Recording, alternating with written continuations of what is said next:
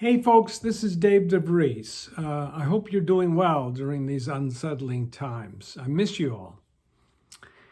This is my chance, it's a great privilege for me to share with you a moment of grace from my life. The idea of grace is unique to Christianity.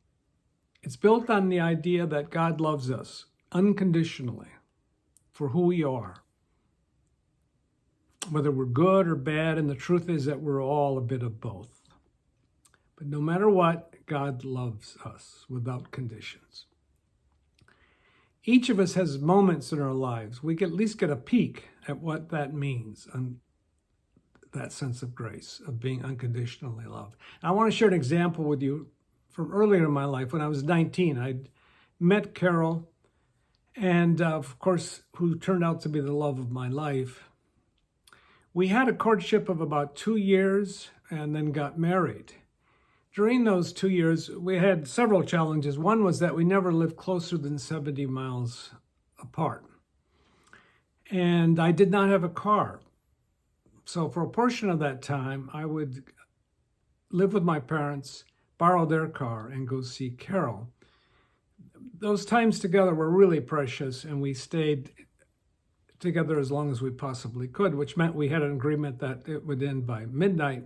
And then I would drive home, which meant I usually didn't get home until about 1:30 in the morning. When I got to my parents' home, I would tiptoe up to my room, what I thought was noiselessly. And yet I realized over time that almost inevitably, when I got to my room, shortly after that, I could hear my mother getting up and rustling around downstairs.